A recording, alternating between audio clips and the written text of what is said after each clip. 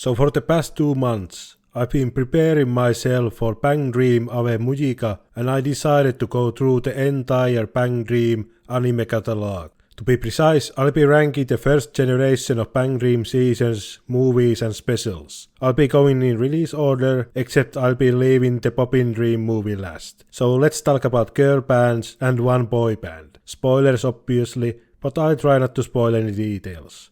I'll be putting up a couple of benchmarks. First one is that Maiko goes straight into S tier along with Tomori. I didn't rewatch Maiko yet, but my opinion hasn't changed on it. It's a great 10 out of 10. Tomori is also my favorite Bang Dream character since I'm a basic bitch. Another thing I want to do is set up a benchmark for musical performances. As you might expect, there is a lot of music here, and I'll be highlighting a couple of my favorite moments. The benchmark will be Girls Band Cry episode 11's Emptiness and Catharsis. Absolutely peak, and what I'm looking for is a strong narrative and or emotional payoff, or a really lively performance with a lots of stage presence. Tokenashi Tokeari does them both, and it's not completely unfair to compare them since Maiko and Toge are currently having a thing. If that bothers you, then replace this with Haru Hikage music bit from Maiko episode 3. Anyway, let's jump right in and talk about Bang Dream season 1. And I have to make something clear, 80% of what we are going to talk about in this ranking is the journey of Poppin Party,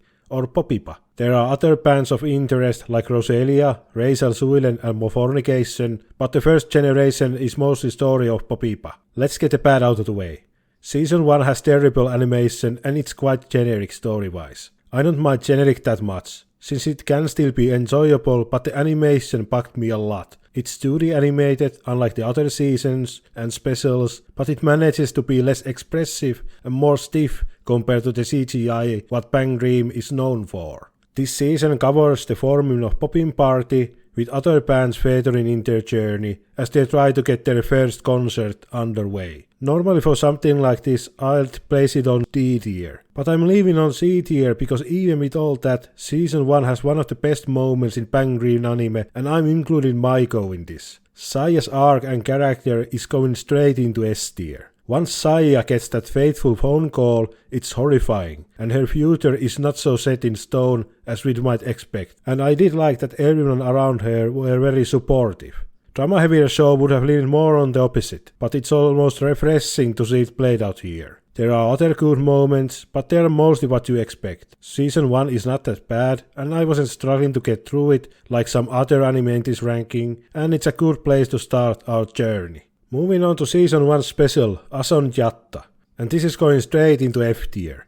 What set later seasons of Bang Dream apart that there is no fan service at all, and Asonjatta is your obligatory beach episode with Poppin Party and Roselia. Only good thing about it is that I recognize one of the pictures in one of the Roselia movies, but I'm really struggling to name anything positive about it. It's a no from me. Another peculiar show is the Pastel Life short comedy series featuring pastel palettes. This is just a worse version of the Chibi show that I'll talk about later, and it goes into E tier. The animation was whatever, and I don't remember anything about it. I guess I'll talk about the Bang Dream Garupa Pico comedy Chibi series featuring the many Bang Dream bands. This is just good wholesome fun as you might expect. My favorite one was the latest one, Garupa Pico Fever, which I'm ranking at B and others at C. This is the only place where bands like Afterglow, Pastel Palettes and Happy New World can really interact properly with each other. Obviously they are part of seasons 1, 2 and 3, but their role is rather minimized compared to Poppin Party, Roselia, Reisal Suilen and Morfonica. Good stuff.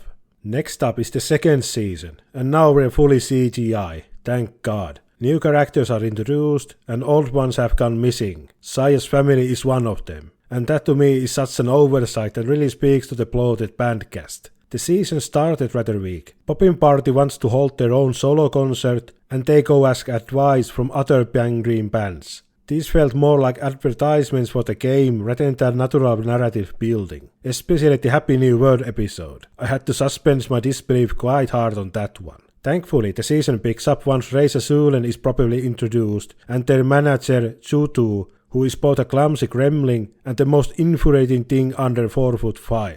Once things get going, I couldn't stop watching, and season 2 lands in the A tier for me. With a stronger start, this could have been an S tier, but alas. The highlight for me was Tai's arc, which is going straight into S tier. This is both the ranking of her character and her musical performance to Poppin Party. I really love everything about her, and without the meta-knowledge, this entire season could have taken a very dramatic turn.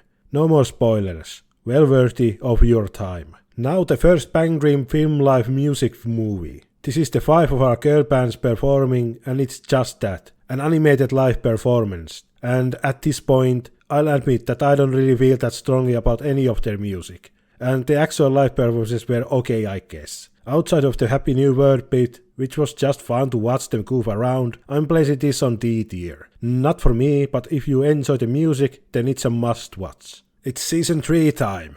And when I first started watching this, and I was certain this was going to be my favorite season. Strong setup with a chance to perform at Budokan, more focus on Roselia and Reisa Suilen, along with Poppin Party, but unfortunately it really didn't hit me as hard as it could have. This time the emotional payoff happens inside Reisa Suilen, and while I love all the band members, I just couldn't get that invested when they hit their lowest point. Other than that, it was rather a joyful season. With my favorite episode being this Hot Springs episode, where almost every single character from all of our bands go to, and it's filled with great character interactions and cute moments. I rate that episode as A tier, and I use this shot of Yukina in a cauldron. I love this shot. The season overall was a B tier for me. Good, but didn't really resonate with me like season 2 did. At this point, I might as well rank my favorite characters outside of Poppin Party and the members of the Poppin Party themselves. Let's start with Poppipa. I already rated Saya and Tai, so I'll start with Arisa, who was dragged along to this whole mess by Kasumi. She was a fine character. B tier for Arisa. Rimi the bassist. Poor Rimi. Her highlight was in season 1 episode 3, and after that she is just there. She is sad when sad things happen, and she is happy when happy things happen. She exists to consume chocolate cornets and unfortunately not much else. C tier for me. Kasumi the vocalist and guitarist who kicks off the story and is generally just a fun character. Her moments with Saya and Tai are all great, even if Kasumi's personal struggle in season 1 wasn't that amazing.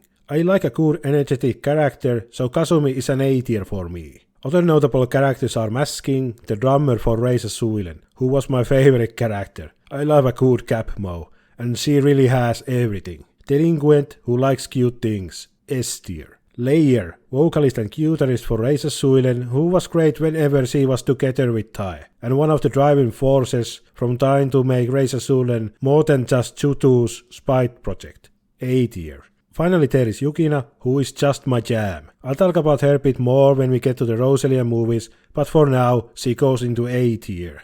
We got a boy band everybody, Argonavis from bangdream, and if not for my personal goal of finishing every bangdream anime I could get my hands on, I would have dropped this. And I was mentally checked out after episode 4 or so. Like I said, it's boys this time around, and they're aged up, so that our characters are adults. But the narrative and the drama feels shallower compared to what came before and after. They really didn't do anything with the premise. Nayuta, the vocalist of the rival band Kuroaxia, now that's a proper diva. He goes into D tier. D tier for diva. There is a standalone movie all about him, but I didn't see it. I would not recommend Argonavis. Let's get back on girl bands and start talking about Roselia movies. First one is Roselia 1, Yakusoku, and this felt like it was half a season of content jammed into a one movie. It's very rushed, but it's fine. I really enjoy Roselia. I like that we get additional context to events from season 1 and 2, and I was really invested in their struggle. But this first movie has some strange decisions, and I'm not talking about the Undertaker stinger. That was great.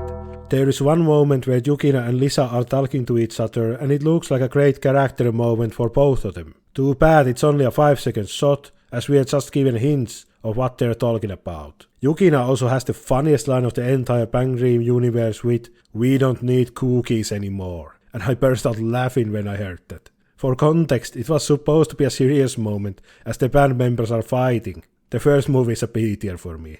Now the second movie, Song I Am, is much more focused overall. We get more additional context to season 2 and 3 events, and while the drama is not that serious, it's still less rushed compared to the first movie. Overall just a good time, and I'm placing it on A tier. Now we got the second film live.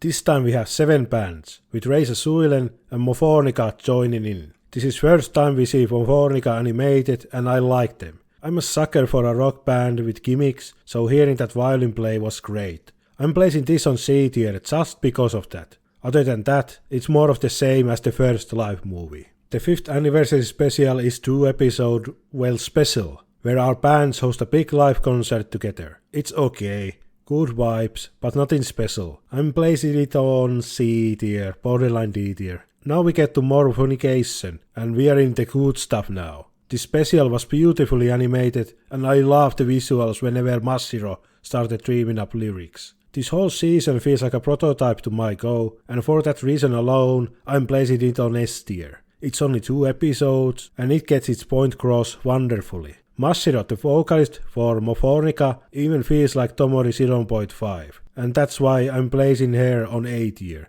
Sumi. If you love Maiko, then you should definitely check out Morfonication. You might even spot some familiar characters. I didn't, until someone pointed them out to me. Morfonication was the latest anime before Maiko, but I chose to leave the Poppin Dream movie as last. Poppin Party take their talents overseas to Guam, and they perform in live festival along with Reisa Suilen and Morfonica. Lots of fun, hijinks and some setbacks. This movie has it all. It's a great bow to the story of Poppin Party, and the movie ends with the best musical performance yet, as Poppin Party blasts the season 1 opening Tokimeki Experience, and I couldn't think of a better way to end this saga. The movie is A tier, but the last performance is S tier. I'm glad that I made this journey. So those were my ramblings about first iteration of bangdream. I had a pleasant time and found some moments that will definitely stick with me. I would definitely recommend checking out at least seasons 1, 2 and 3 and the Poppin Dream movie along with Morfonication. You could also check out the game, I guess. This was a bit of a filler episode as I'm trying to work on my next proper video on a certain sports anime. I'm currently writing the script for it, and I'm 8,000 words in. Please help. Thankfully, I'm almost at the finishing line. I'll have the summer 2024 rankings done like this video as well, and that will come before the bigger project as well. Anyway, thank you for watching and see you next time.